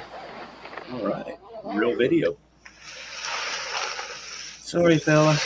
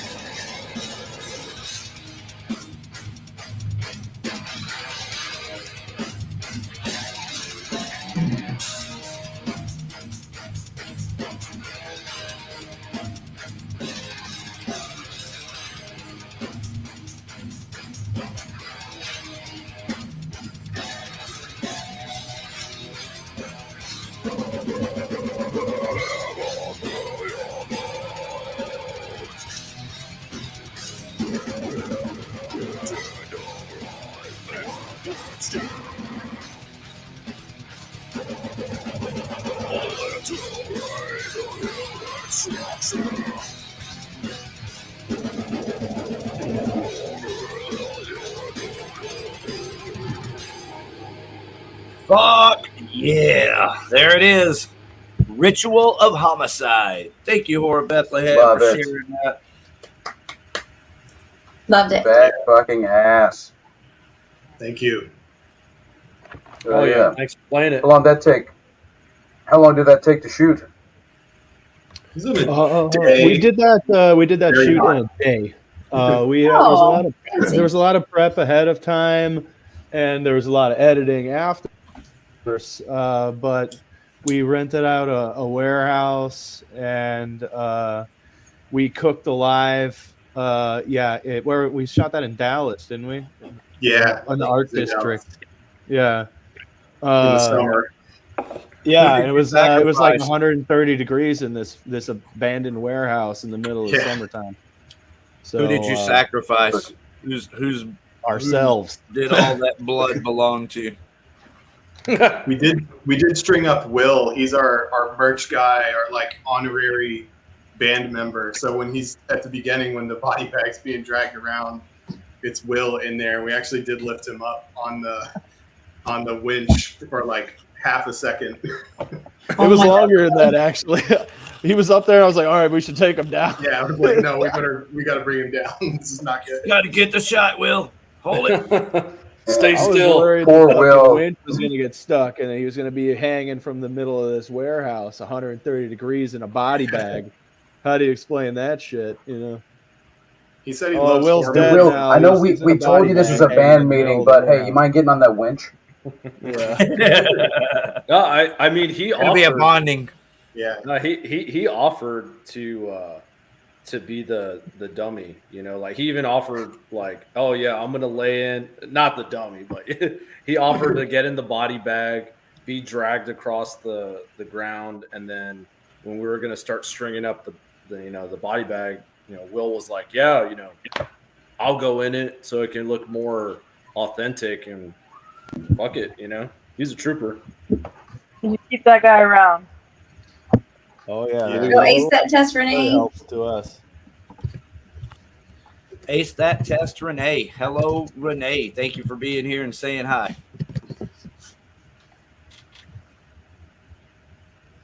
Love it. Well, I'm excited for you guys. Can't wait for your 4th. It's a lot of work. Be sure to let us know when y'all are back in the Dallas or Fort Worth area so we can come out and see you, hopefully, and definitely help promote your shows.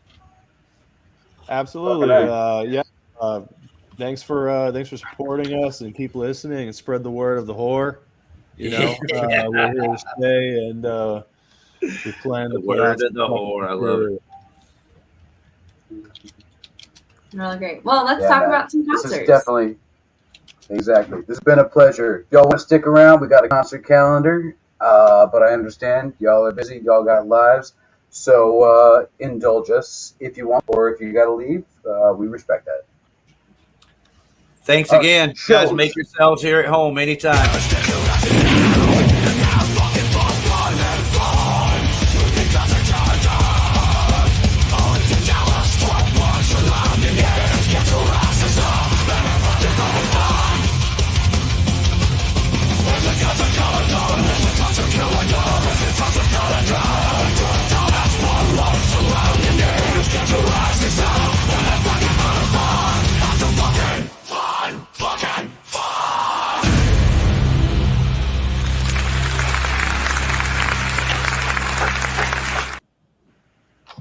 Yay!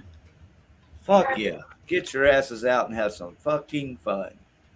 This weekend's a great weekend to get out and do that at Halton Theater Side Stage if you want to catch us playing. All right, check it out, guys. We have Burner. That's this Saturday. This Saturday. At Halton Theater, everybody.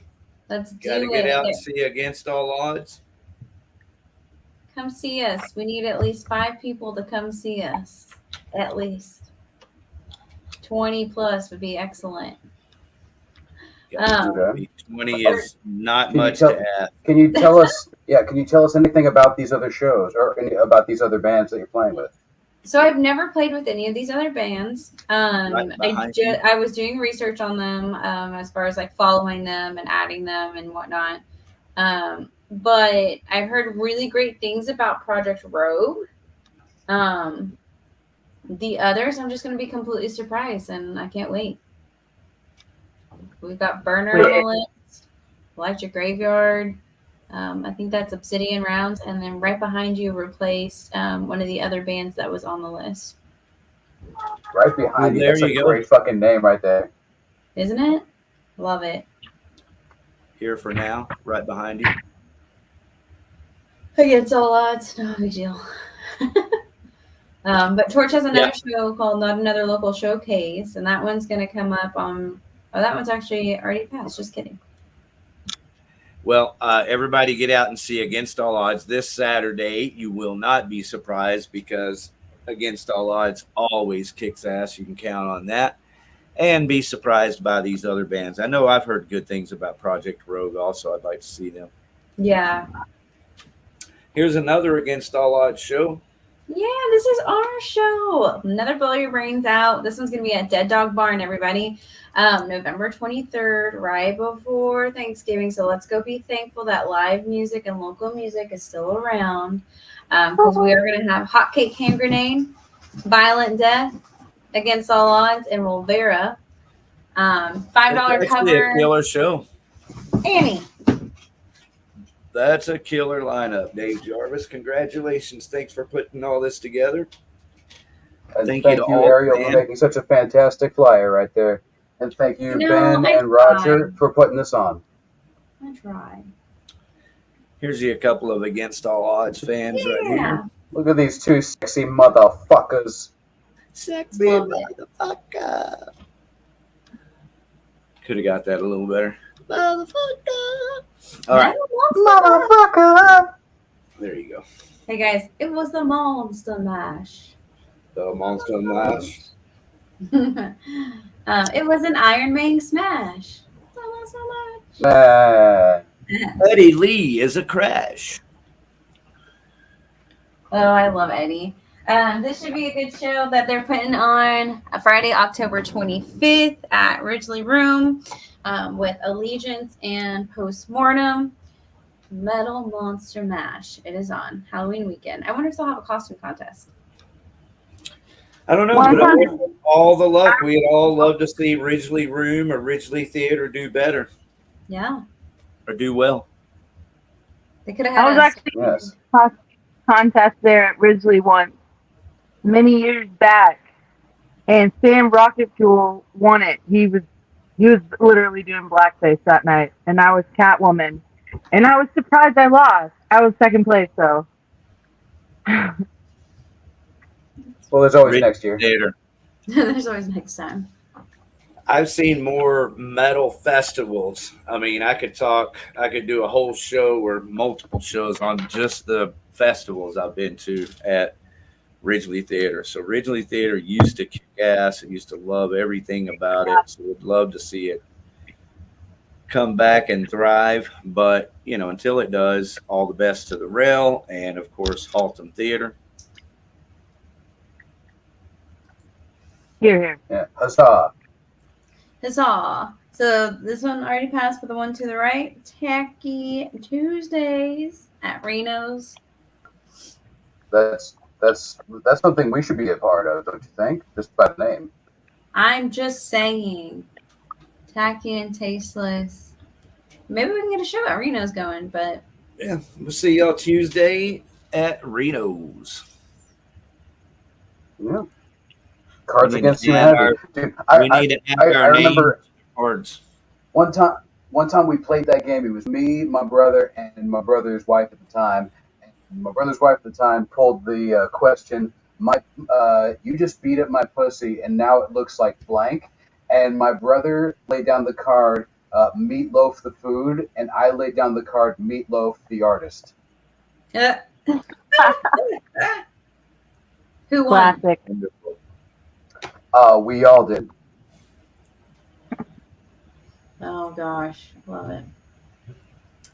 All right, another Halloween show coming up. Freaks of Metal show with Pass the Ammunition, Life of Scars, one of my favorites, Dreadband, and Metonic.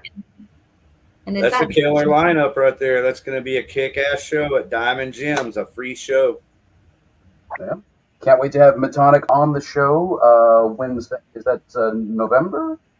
December? Yes. We do have Rich and the band Metonic on the show coming up. Woo. Very cool. Very cool. October Ghosts and Autumn Dreams. More Rogue Radio for Halloween. Dude, Saturday, we need November. to get Donnell from Pass the Ammunition on the show. That dude is a madman, and he would be a great guest. I agree. I met him at Diamond Gems, and I thought he was telling me that he wanted to be on the show October the 20-something, you know. I was like, well, bro, I'll get back with you. But he was talking about they have this show at Diamond Gems, I think is what he was trying to tell me. But so I did meet him. I just got to reach out to him and make it happen. All right. Well, come on, Donnell. We like you. You might like us. Who knows? We're friendly people. Tell him, Alan. Alan gone. It's always good to go on for your show. Go see him. Yeah. Yeah. All right. And yeah, don't forget about Rogue Radio also, the Halloween party at Diamond Gems. I don't see the date. Yes. Costume. Ken will strip down to his skimpies just for the people. And also for his own sexual pleasure. How kind. Yeah, that's just a regular Rogue Radio show. Mm-hmm. There's Ken. There's Ken's wiener. Skeletal Remains. The Witcher. With Descent. Yeah, it's a Descent show. And oh gosh. At the Red Blood Club. There's two other bands. One escaped me almost, and the other one I can't read. I can't remember if that's a Torch show or not. Fragments North. Anyway, it's at Red Blood Club. Oh, I think it's a Third String production. Third String Production took over RBC. Yeah, so there you go. Okay, I'm guessing the one in yellow says prophylactic. That's what it looks like. I think it says And then the phobophilic. one under. Okay, you would know. Oh, okay. That's a guess. Then the one below it, looks like Tilted Rack, Tortured? which that's hot. I think it's Tortured Rack, yeah. Tortured Rack. Hey, I actually got Tortured. half a word right. Man, you guys getting We should have like a medal system. Whoever gets the most medals at the end of the night for pronouncing all the names. It's a high five through the camera. Yeah, no shit. You get a sticker. What do you get? Just bragging rights that you can read twigs on a piece of paper. You can ask the next question. Texas Invasion Tour 2024. This is a Torch show. Torch Entertainment with Descent. October 11th at Reno's. Shattered Sun featuring former members of Il Nino. Aw. And then once again, Descent, our boy Metal Mike, making his rounds. I'm telling you, he's going to take over all of North Texas eventually. I think so. I really, really like the band. I mean, it's a Megadeth kind of, man, I don't know. It's really good. I'm so happy that they're as good as they are because I can enjoy that. He's a fun guy. Yeah, he's a super guy, man. I fucking love him, Mike. So, you know, that's what makes it that much more exciting that his music is kicking ass. That Dealing guys kick ass. Their drummers fucking kick ass. That's metal right there. Fuck yeah. All right. And we're back. A growl show. Oh, that one's happening this weekend. The September 12th show. Yeah, that one. With Labels, Glue Stick, Nesting Doll, Sycophants. All at the growl. Oh yeah, I get it. Okay, I see. And our friends. We got lots of friends on this bill on October 11th. Swarm, Coilback. Got Coilback and Warthog, Salem's Child, Pissing Razors. Dude, we need to get Pissing Razors on here. Man, we're fucking slacking. I'm fucking slacking. You know what? They were actually on. Pissing Razors has been on.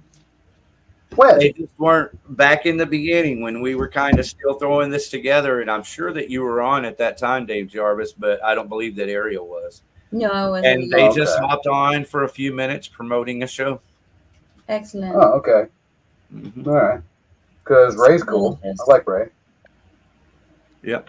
And so that would have been what? How long ago was that, David? 2 years ago or a year and a half ago? I joined the team like November of 2022. Crazy. So coming up on 2 years. So yeah, it was, a year and a half ago or so. The Pissing Razors guys were on Blow Your Brains Out. Okay. Sorry, guys, I drank. I'll go see if I can find it and share it as a short. But anyway, I can reach back out to them. That's what I'm saying. Yeah, we can get them on. Cool. Yeah. Promote that shit. And our boy Scott Beatley, Warthog, I hope everything is even better this week than it was last week, all things considered. Yeah, they are. He's got a great attitude. Yeah, he's been posting to updates from time to time, so I appreciate that. Excellent singer, excellent guitar player, excellent band, Warthog. So fucking glad to again, another band I've been able to share with a lot of people here at Blow Your Brains Out, and I love that. It's an honor. Mm-hmm. Oh, wait, there's you another. love sharing bands and diseases. And Coilback. Been sharing some brand new Coilback, man. I love that. That Hollow, man. Goes great with the song Cold. Yeah. All right, so what's this other show? 9-6. You go. We missed it. Warren. So over at the rail. October 5th, we have the Warren Fest, day 1. Oh, wait. October 4th and 5th. Yeah, October That's 4th. it. It's 2 days, Friday and Saturday. Day 1 is Shotgun Rebellion, Mile Zero, Low Side, and Chastity. I think that would be a reformation of Chastity. I hadn't seen them in years. Celebrating another revolution around the sun for our boy Warren from the rail. We love you, Warren. Love you, Warren. Garza, good man. Dope. There you are, Megan. You're still full screen. Yeah. Love you, Warren. That's from yours truly, the dearest of the dear, Fort Worth Metal. Holy shit, Scum Scunge? Wow. Yep. Back in the day. Back in the motherfucking day. That's what's up. No, who James Honeycutt is, but I like the name Honeycutt. All right, nice. So that's October 5th at the Rail. November 2nd for David's Pub. Yeah. Oh, Samuel Rios has definitely been blowing up this show right here from Fade the Ace. Another band we should probably have on the show. He loves our shit, and we've definitely been promoting him. So, hey, come on, Sam. Come on with it. Dallas Mini Fest. Mortality Dave, Texas Domination Fest. It's coming right up, man. We're about to share it. Oh, yeah. Chains and black leather. That's what we're about. Fade the Ace in the comments. Cheese Curls 202. That sounds tasty. September 6th. Get going. Yeah, so I wasn't able to make that mixer over at Alpha Omega Studios, but I wish the best of luck for Ty and everybody over at Alpha Omega. Y'all are wonderful. Another 14th, this weekend show at Reno's. We got the Rock and Toy Drive with Texicity. Our Brothers in Earworm, Swerve City. And the Volcanics. I thought it was going to be Volcanax, but the Volcanics. Combine. Volcanics. That's it. The Volcanics. Bring a toy. Bring a toy, save some money, and make a child happy. And then same day in Arlington, downtown Arlington, is the West Main Arts Fest. Yeah, I don't know who all's playing, but they are boasting 35 bands. Shout out to Wesley, Iron Main. October 5th. And Star Daniels. There's another one we should get on the show sometime. Star Daniels. She seems fun. Mm-hmm. Ta-da! Yeah, I'd love to make that happen. Cherry Bomb. Oh, yeah. Another show at Diamond Gems. We got our Rotten Cotton Candy, Ritual, and Mondo's Bizarros. Which is her band. Mondo's Bizarros is Star Daniels' band. It's Ramones Blondie music. I'm not going to lie. Rotten Cotton Candy is fantastic, and I can't wait to see them again. I wouldn't mind seeing Ghost either, and I'd love to see Mondo's Bizarros. So I'd love to be at this show. Is that a Friday or Saturday? October 5th is a Saturday. That's a Saturday. Oh, that's right. Yeah, that's a big weekend for us, isn't it? Mm-hmm. Yes, sir. Oh, Randy. I love Randy Roy. Mm. And good news. He's going to be on the show with us here one way or the other. Damn Randy's right. going to be at Reno's. Against his will. Raid! Raid! Oh no, raid! Yeah, me and Randy didn't like grow up together or anything. He's from the other side of Rockwall over there. I'm from Arlington, but I can tell you this, that the Skull Press magazines that are historic for Dallas-Fort Worth music and metal, the last issue, number 5 or 6, I believe it was 6, it pretty much wouldn't have happened without him. He was the one that was kind of the wind beneath my wing, if you will, you know, going, dude, you got to make this happen. You know, I had children already, 2 babies, and was changing professions, blah, blah, blah. It was really challenging to do, but. Dude, I had a lovely conversation with him about Skull Press at the last Diamond Gem show. I would love to hear those stories, to y'all to wax poetic about that. That'd be great. Yeah, let's do it sometime. I'd love it. All right, until then, everybody get out, mark your calendars. This is at Reno's Chop Shop, October 18th. Raid. Yeah. 8 needs. Mm-hmm. Long black car. It'd be funny if they show up in a short red car. Debut album, Stupid People Shouldn't Breathe. I agree. All right, September 28th. September 28th. Yes. Yeah, so it doesn't say the venue, but I believe it's the Kessler that this is going to be played at. There you go. Yep, there we go. Yeah, so that's a big deal. Randy said he already got tickets. It's probably already sold out, but it's still a big deal, and we're telling everyone about. For the younger folks, Theater Gallery is what eventually became the Galaxy Club. No. No? It wasn't? Not that I'm aware of. No, Theater Gallery was always just that one hole in the wall there off of Commerce. And but the owner, Russell Hobbs, opened up other clubs, like he turned the Gypsy Tea Room, basically that's the old building, into the door, and then eventually opened it back up as the bar area as Gypsy Tea Room. Well, egg on my face. Oh no, man. I could be wrong. I know that he also did the Profit Bar down there for a little while, which is on the corner of Commerce and Crowdis. So, but I don't know. I don't know everything, Dave. So I could be wrong. Well, I take everything that what you say as gospel, so we're just going to run it with. What's the name of the club again? The documentary, they said it was the Theater Gallery. But I could have sworn y'all were talking about with Barry from Dark Avenue that it turned into Galaxy Club. Galaxy Club. Okay, I'll look into that. Now, I will say, I'm pretty sure Galaxy Club has changed locations at least once. But I've also done a lot of drugs, so I might be talking on my ass. Yeah. Well, it's worthy of an answer. I don't actually have the answer. I don't remember it like that personally, but shit, I don't know everything. I was just experiencing as much as I could, Well, no, that's why you can take my word as gospel in the music world, because I won't bullshit you.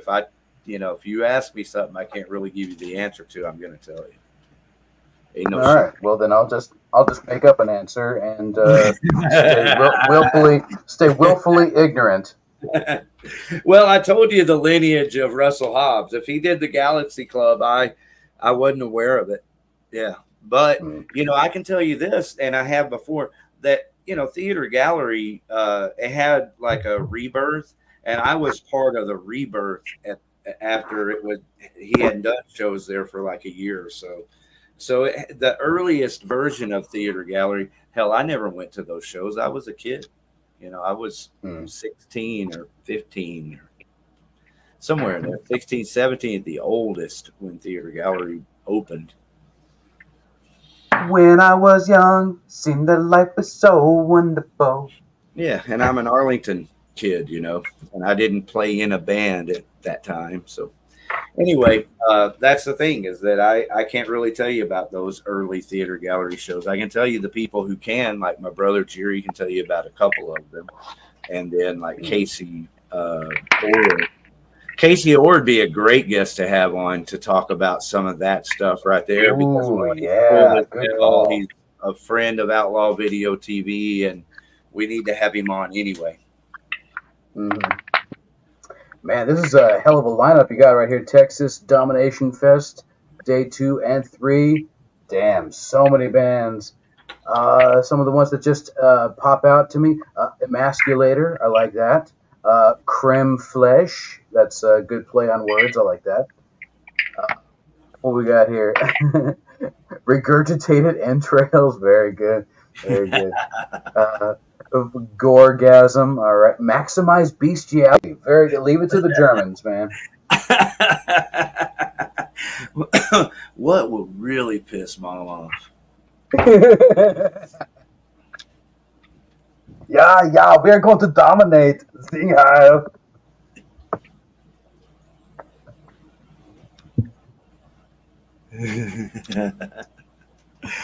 All right, so there it is, the Texas Domination Fest coming up at Haltom Theater, and I want to say thank you to, there it is, Mortality Dave, Texas Domination Fest in the chat. Thank you for being here. Thanks, Dave. There it is. Well, All we're talking Binions. There you go, Megan Mosh Pit, Binions. To my girl Leslie. R.I.P. Leslie. Boop, boop. Yeah, I always said that one of the things I loved the most about her was she was a real headbanger. She was always in the pit at the front of the stage, not really in the mosh pit, but she was always at the front of the stage, and that's where I was always at. So I got to know her very well at the front of many stages, listening to many bands. That's right. Always thrashing. Yeah. And we got a lot of friends on there. Cast Iron Cowboys, our boy Justin Jackson. Hamsters of Rock, Rotting Corpse, Steve, He was a wonderful guest. We can't wait to have him again with his other band, the Nowhere Jets. Grant Morrison, who I would love to have on the show, but boy, he's hard to get a hold of. P-Town Skanks, who, Shout out. my God, P-Town Skanks, you need to see them live. They are just so fucking amazing. Agreed. Yeah, and they might even get better. That's some like really extraordinary guitar work, and the more that they perform, the better that guitar work's going to get. And y'all take that with a grain of salt because they're still a total blast. But you give them some time with, because isn't Danny a newer guitarist? Yes. Okay, I can tell you, I'm a talent scout, and I know talent when I see it. The guy is talented. He's playing something very unique with a really cool, musical style, and it's only going to get better as he does. Yeah, so come on out September 28th. There will be a bunch of great bands, and there will be awesome food, music, mayhem, and an auction with some great historical memorabilia. So it starts at 3 p.m. Get there early. I'm not going to lie, the parking might be a bitch. So you should show up even earlier and get something to eat. There you go.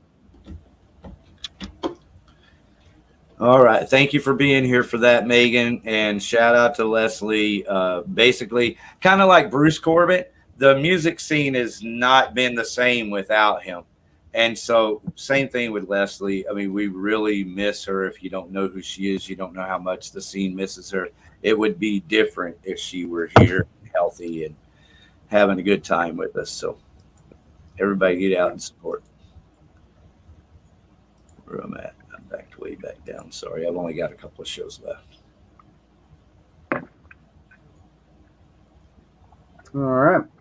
So we have Kill Iconic presents Hail the Sun Wake 10-year anniversary tour. A lot like Birds, September 13th at Trees. That is that's Friday. Yeah, that's Friday. Friday the 13th. Very good. And then we got September 19th. So that is next Thursday, I think. Oh, okay. Okay, so that's Anti-Rad, Turd Cutter, who else? Panther Revival, and this is all through Scriptorium, our boy Alex. Love you, bro. It's Ore presents a night of punk rock. A little more death metal. We got the Phantasmagoria of Horror. Right. Featuring Putrid Pile, Cerebral Desecration, Demon Seed, Astyaniacs, Gutricide, Unsentient, and Violent Death, our good friends Cody and Jonathan. They'll be at Haltom Theater November 16th. And then Slasher Party Massacre with, once again, some more friends, Silver Tongue Devil, Tyrannical Deception, Dreadland, Electric Vengeance, and Insufferable, Friday, October 25th, also at Halton Theater. Both these shows also with Scriptorium and Alex. Man, Alex, you're the man, dude. That Slasher Party Massacre, dude, that's a hell or death metal show right there.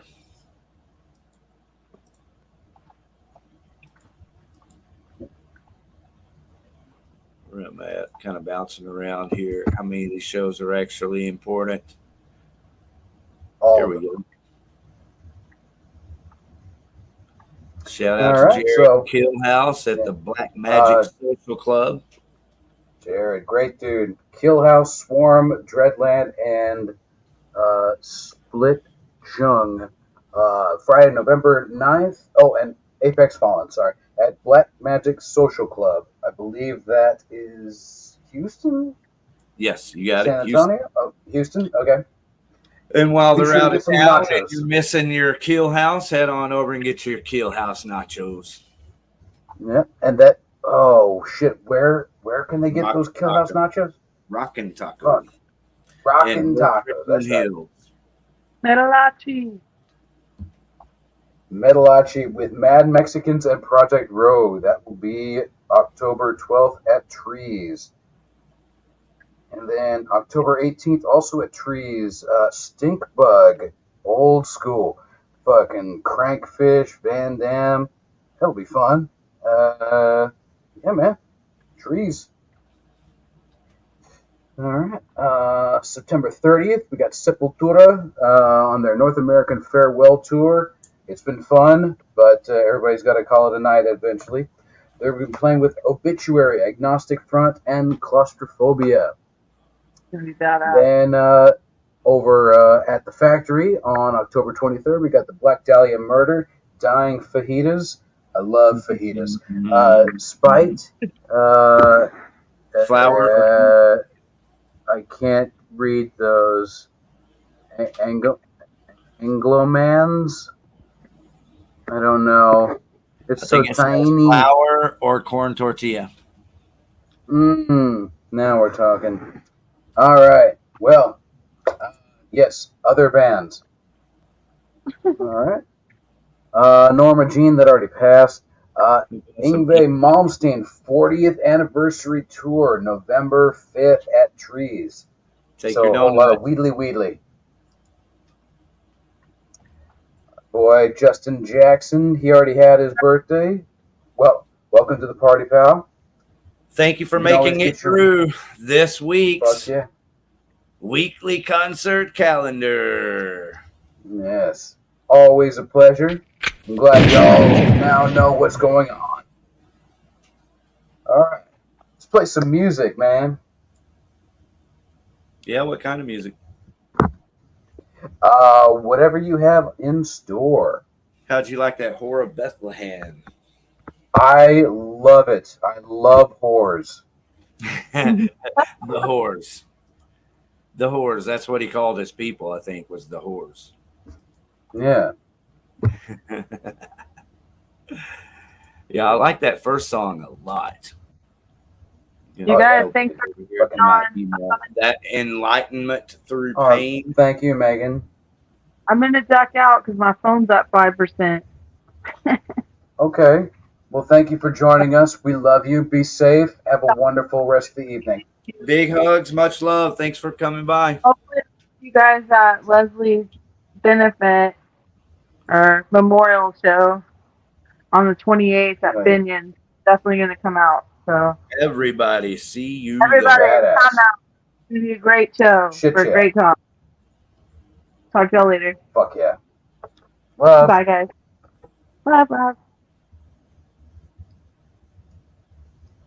You gotta love that. I do. I do love that. I love that so much. I want to take it out back and get it pregnant. All right. I bet you'd like to get this pregnant, or you'd like to do this one too. I would. Yes.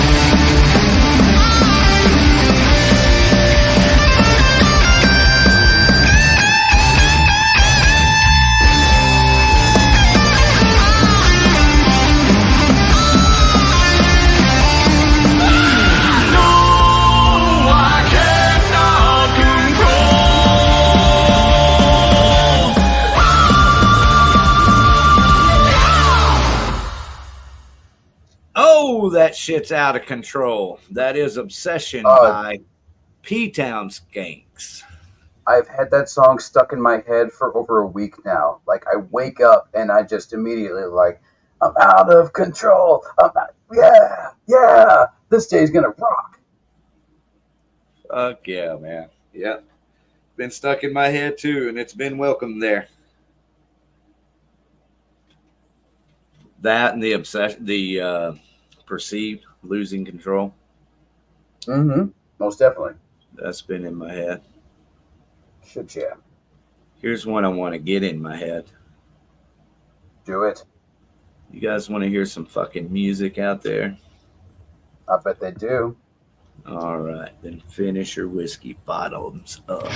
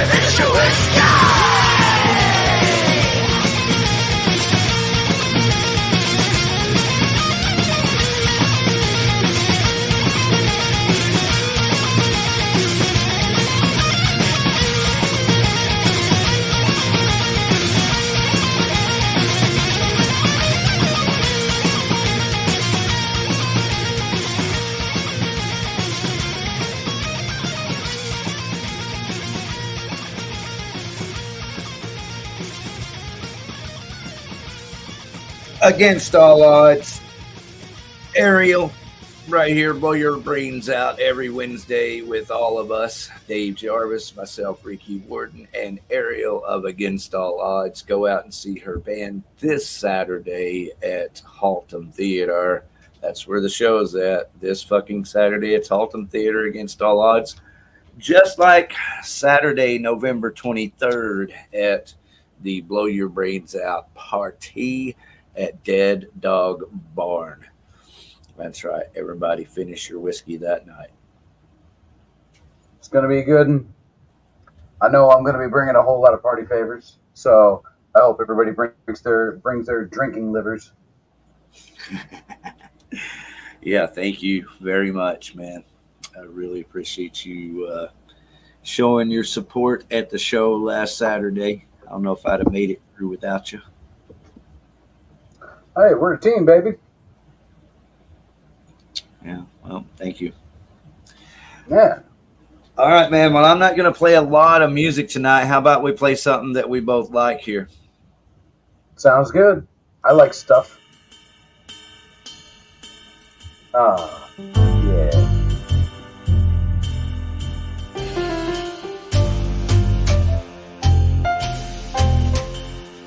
Love, elusive. Funny how it seems the chase is better than the catch. I had her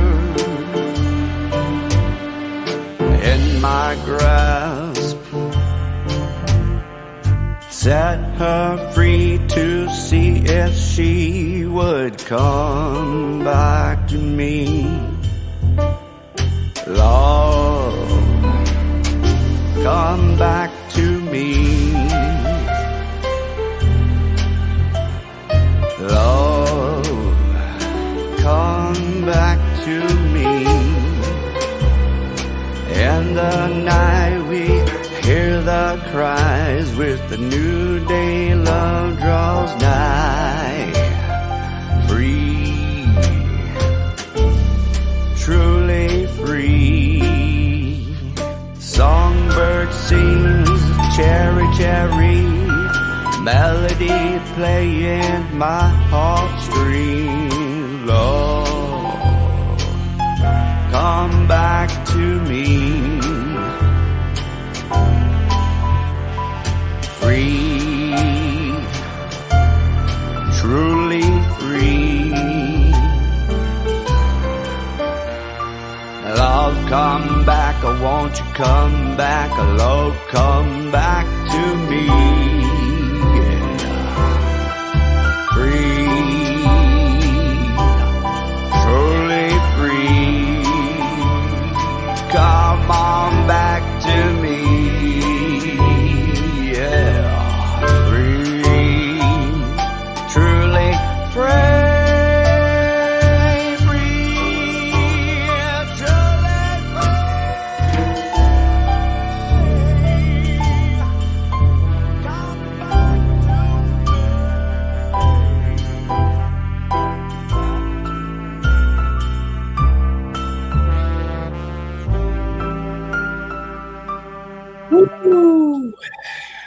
Doesn't get any cooler or smoother than that. Oh, dude, your voice is just a load of rich creamery butter.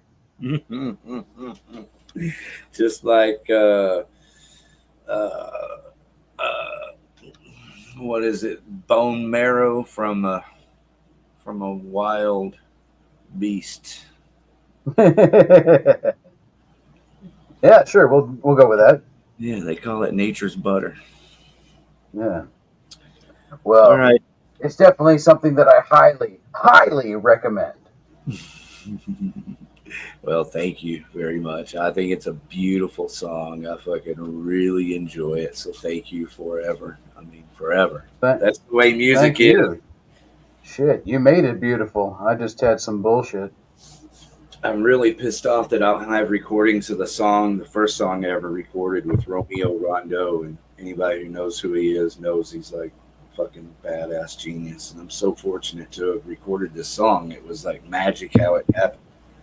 So I don't have that, but I have my Mr. Freak in the Freak Show and my Me and My Dead Friend stuff and a couple other little things. And I've got that. And so, you know, that stuff is forever to me, man. I will always appreciate that. Yeah, how come you don't ever play any Me and My Dead Friends on this show? I don't know. Honestly, I mean, I don't really, I think it's because I enjoy playing newer music, you know, like I like playing the newer Coil back and the P-Town skanks that people aren't really going to hear anywhere else. I feel like maybe I've already played it. Well, you should play some of your stuff as well. God damn it. Well, that was my stuff. All right, if you insist. Here it is, everybody. This is me and my dead friends. And this is the fact of actually recording a song, is that it lasts forever. And it's something that I know I'll appreciate forever. It's not going to be for everyone. But it also features Rick Perry on lead guitar from Gamma Side, Puncture, War Beast, Iron Jaw. I mean, so fucking happy to get him to record lead on this song. And then it's got Richard Gish, who is bass for Gibson Cemetery, playing bass. And if you listen to it, he makes this punk rock song sound like fucking something you might more hear off of the first 2 Iron Maiden records, more than you would off of, say, a Sex Pistols or Ramones or, other punk rock type stuff. And then DFW royalty.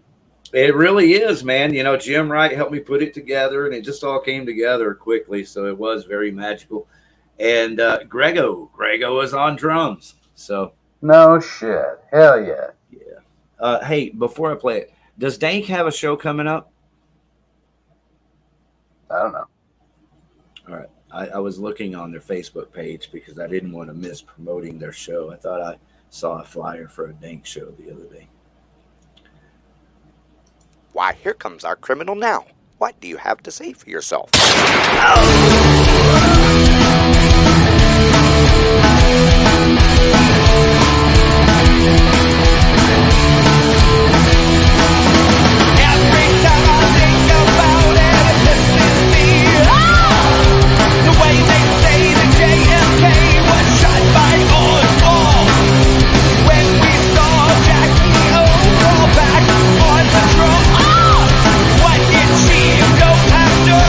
Back into the